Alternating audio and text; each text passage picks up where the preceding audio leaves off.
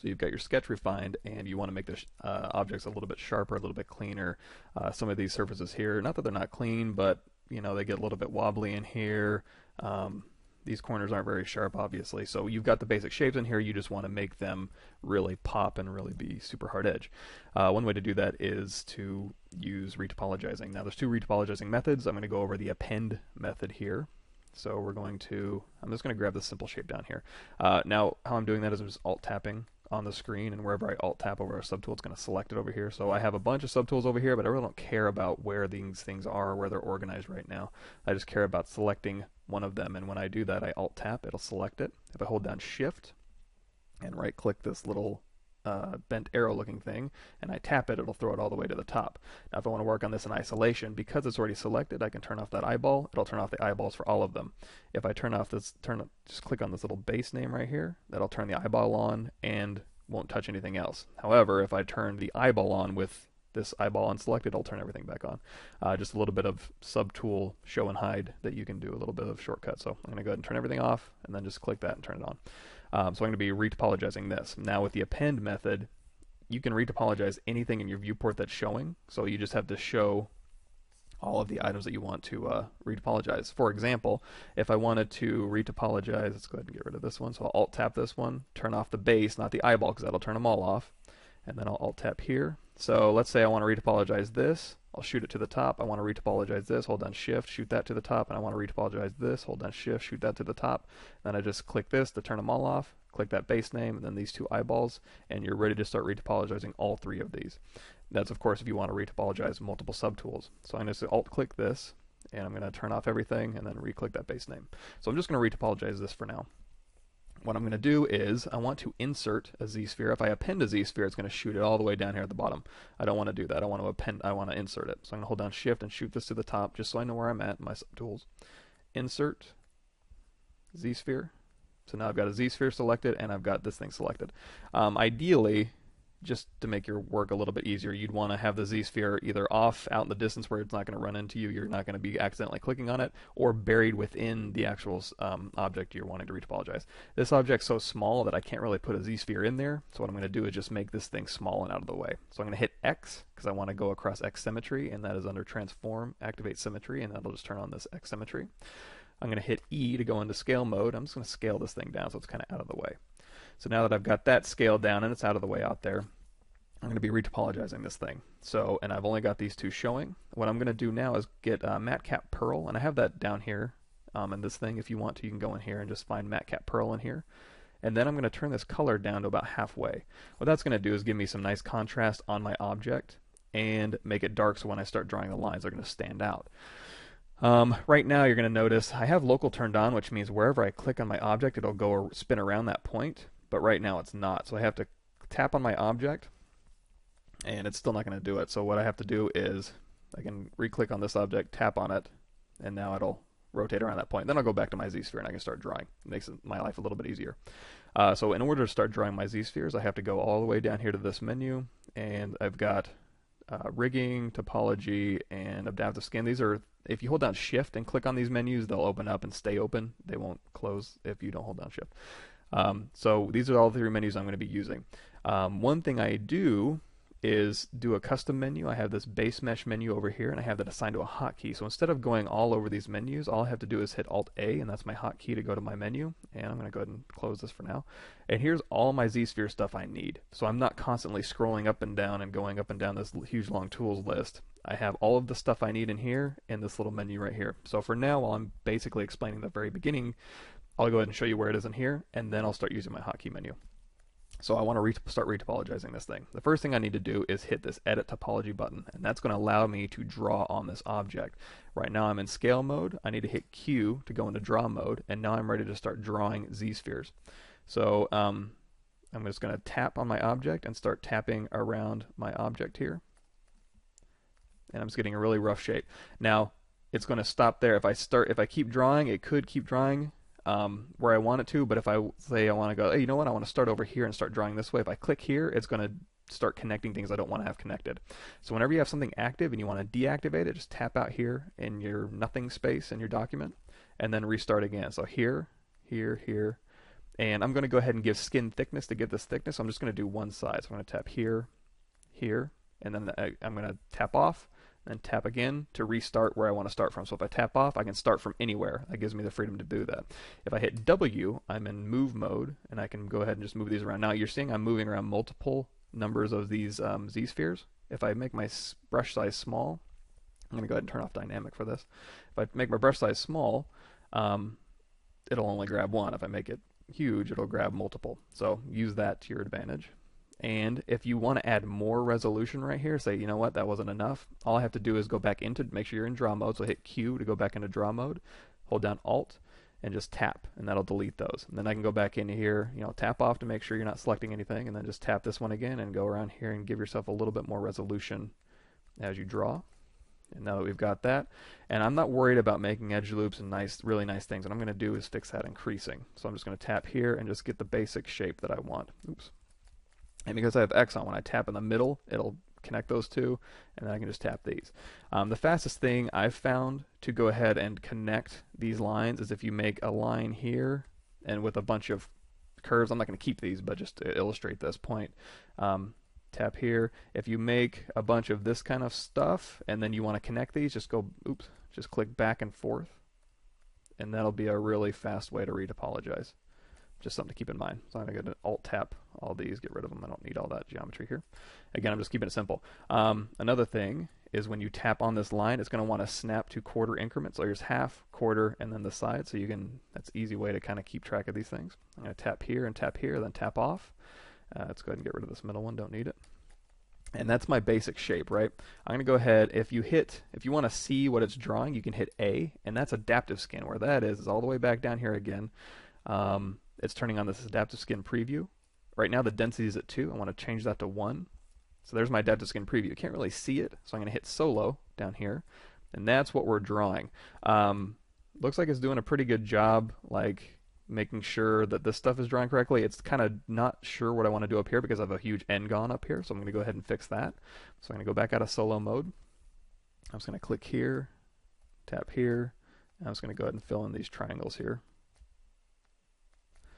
And I'm going to connect these two, and I'm just going to make sure everything's quads, just to make sure ZBrush isn't having to do, oops, I didn't quite finish that one, so I'm going to tap here, and tap here, and tap here. So now when I hit A, it should draw everything I need, perfect.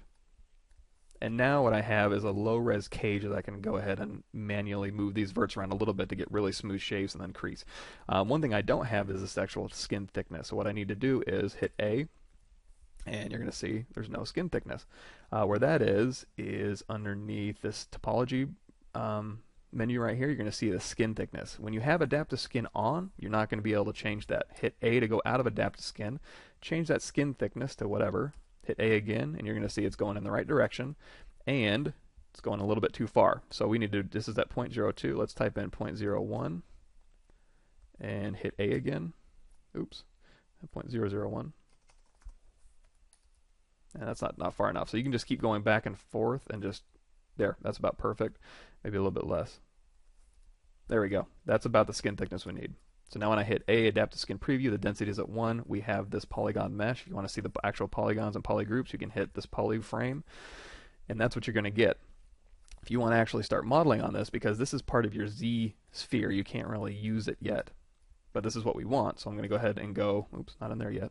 You can hit A and make sure it's what you want. Then you can hit this under adaptive skin menu, hit make adaptive skin. You can go ahead and it'll throw it out here by itself. So if you want to click on this and just start, oops, tap it, just start sculpting on it, you can, or you're probably going to want to throw this back into your main Z tool. So I'm going to click on that. And so here we are with the Z sphere. I'm going to go ahead and do another insert, and it should be it loads them in left to right, top to bottom. So if this is the last thing we made, it'll be here. The next one the adaptive skin we make, it'll shoot it over here.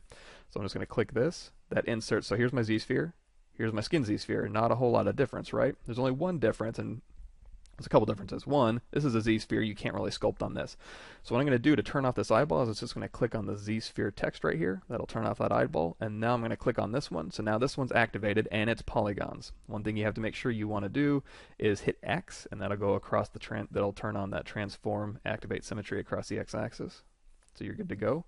And you've got these 3 polygroups. These are actually 3 polygroups. I know this one looks purple and this one looks purple. They look the same, but if you hold down Control Shift and click, it'll isolate just that one polygroup. You'll also notice it's got double-sided turned on, which is down here in your display properties. That can be a little bit dangerous. If I turn double off, you're going to see this is the correct orientation. The geometry looks okay. Sometimes when you're drawing your you making your adaptive skin, it'll look okay, but if you actually turn double off, it'll look like this. And how you're going to notice that is if you do something like an inflate. Just go ahead and go, I'll show you where it is. Under deformation, if you do an inflate on this one, let's go ahead and do an inflate of like 5, you're going to see it's going to inflate correctly. However, if you have double on, but it's actually flipped and it doesn't look like it is, if you do an inflate, a positive inflate, it's actually going to inflate inwards. So you're going to know those normals are flipped. So you need to go turn double off, turn flip on, and now the normals are good to go. It'll behave correctly, and this will actually mess you up on some of the brushes as well. So make sure your geometry's flipped the right way. So we've got the Z-sphere here. Now if you want to keep retopologizing stuff, I'm going to turn everything back on, go out of solo mode, and just for now, I'm going to click on this one to get rid of this big. Actually, I'm going to delete that. Okay, so if you want to go ahead and just keep retopologizing, so here's your Z-sphere here. I can just move this down arrow, down 1, down 2, turn everything off, turn this one back on, and now let's say I want us to start retopologizing this thing. Go ahead and go into, see, I keep wanting to use my menu here. Go into your rigging, topology, adaptive skin. So what you want to do is go hit A to go out of adaptive skin, go under edit topology and hit delete topology. And now make sure you're in draw mode and you can start retopologizing this one. And it'll actually keep all of your skin settings. So let's go ahead and add some geometry here. So now if I hit A, go into solo mode, you're going to see it kept the actual skin thickness. That may or may not be useful to you. You can go ahead and if you want to, turn your skin thickness down to 0, and now you're good to go with a single-sided mesh. So that's one way to quickly just start dropping the Z-sphere all the way down, retopologize, make the adaptive skin, append it, drop it down below, start your next one. I don't need the Z-sphere anymore, so I'm going to go ahead and delete it. And I'm going to back up to the original one we started. So we've got, here's our adaptive skin that we've modified, and here is our original mesh. One thing you're going to notice is the adaptive skin we appended is a little bit smaller because we're plotting these points and it's not quite getting all the curves that we want. In order to avoid things shrinking as we retopologize, what I'm going to do is go back into our deformation menu. Now, so I can go back, scroll down to this deformation menu, or I can go into my custom menu over here that I have set up, and I can go to inflate, and I can hit 5, and that's too much. So I'm going to inflate 1. Okay, so that's a little bit better. That'll maintain our math, because even, you know, if you retopologize and it's smaller, and then you crease it and you subdivide and it even gets smaller, you're going to end up with a lot of shrunken meshes. So, you know, use inflate to your advantage here. So now we have, I'm going to go into solo mode, now we have this basic shape right here. So now we want to go ahead and clean this up. The cool thing is when you make an adaptive skin, you're going to notice right along here it goes ahead and creases in between the three polygroups here. So the inner polygroup has a crease all the way down here. So now if we do under geometry here, if we do a Control D to subdivide, you're going to see it keeps all these things creased so nice and sharp, and then subdivides everything else. Well, that's not exactly what we want because we want to keep this sharp, and we actually want to keep this bevel line sharp. So we need to go ahead and crease a little bit by ourselves. And also you're going to notice this little area right here gets a little bit, you know, this needs to come out a little bit. So that's easy enough to fix. Just go into your move brush. I have that assigned to Alt W. You can go brush, move, BM, whatever one of these, move, BMV is move, but I have it assigned to Alt W, so I can just go to my move brush really quickly. Then you can kind of start evening this topology out. So because this new cage you have is so low, you can go in here and fix any inaccuracies, like, you know, how this kind of bends out down here. You can actually move this in. So feel free to kind of move stuff around while you have this low-res cage and get exactly the geometry you want. So when you subdivide, it's nice and smooth in the areas you want it to. So I'm not going to spend too much time finagling this, but you get the idea. So now what we want to do is, now that we've got the geometry pretty smooth how we want it, we need to go ahead and start creasing this. In order to see the crease lines, I'm going to turn on polyframe, and I'll hold down Control Shift, and instead of this rectangular one, I'm going to choose this select lasso. And now what I'm going to do is isolate areas with edges open that I want to crease. So how I'm going to do that is if I hold down Control Shift and just select this little square right here, you're going to see it selecting it on the other side. If you actually want to see that, again, go down to your display properties, turn on double, and you can see it. Now it might be a little bit dark for you, but if I go into, again, I have a hotkey assigned to this, so I can go move a little bit faster, but you're going to be, for now, go under Geometry, Crease. You're going to see this Crease button.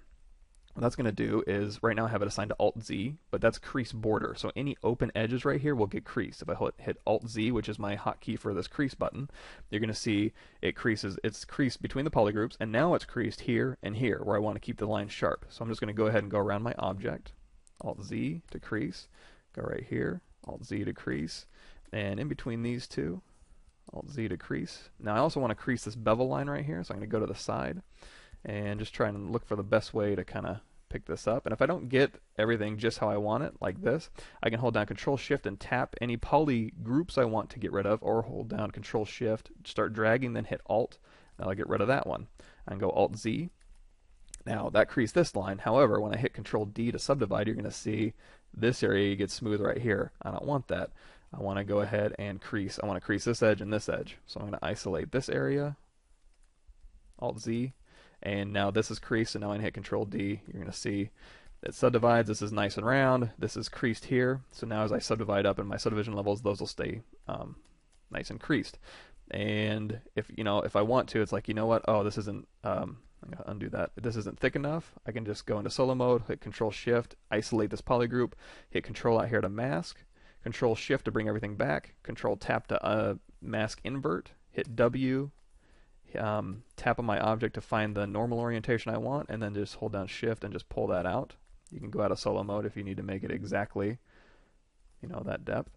Also, if you want to, while this is masked, you can actually go in here and start moving this inner thing around if it needs to match up a little bit better. And again, this is a low-res cage, so it's fairly forgiving as far as where you want to move stuff around. But that's good enough for me. I can unmask everything, and I can go ahead and do major edits, and I'm not losing any creasing. These things are still creased. So right now I'm just, finessing my shape into where it's supposed to be. That looks good enough to me. And now if I start hitting Control D, it's going to smooth correctly. If you want to, just to keep you honest, you can go ahead and do a brush insert cylinder right here. If you want to kind of judge how cylindrical you're making these things. So if I can go put a cylinder right here, I can do a, just for now I'm going to do a hide point and split hidden, and where that is under, an easier way to do that would be under subtool split. You could have done split to unmasked points. Just hit that button, that'll split those off into its own subtool. So now we have the cylinder in its own subtool, this in its own subtool. I'm going to go ahead and hide this original dirty Z mesh, and I'm going to go ahead and move these points around, make sure they're nice and cylindrical here. Good enough. Don't need this anymore. Go ahead and delete it and reselect the subtool. And now, so we've got our nice cylindrical object. We got it subdivided. If this needs to flare out, you can flare out this inside a little bit. And now I hit Control D, Control D, Control D, and it stays nice and sharp. Now, this is nice and sharp, but it looks it's starting a little bit fake. If you want to bevel these edges, you can go ahead and just Control D and then go and smooth these manually. Or what you can do is under the crease menu, there's an uncrease all. You can hit this button, and I have that right here. So I'm just going to go ahead and do an uncrease all. And now when I Control D to subdivide, it's going to go ahead and do a nice smooth bevel along these edges. If I hit Control D again, you're going to see, you get these nice shapes, a little bit beveled, and then you can go in here with trim dynamic or clip, if you want to clip this down.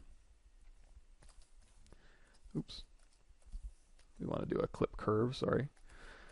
You can go to the side and clip this down and start beveling these if you want to, or you can build in the bevel, or any number of ways you can get around that. But here's our new shape. Now, before I delete subdivision history, if I want to do that, or if I want to go in here and start doing some crazy Dynamesh stuff, what I want to do is go ahead and bring everything back so you can make sure, okay, this is my new shape.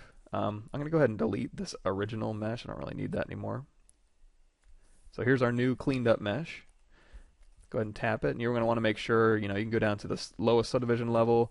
You can make changes in here, make sure it fits in there correctly, and then go back up to your highest and then maintain your creasing and all that good stuff. You don't lose anything.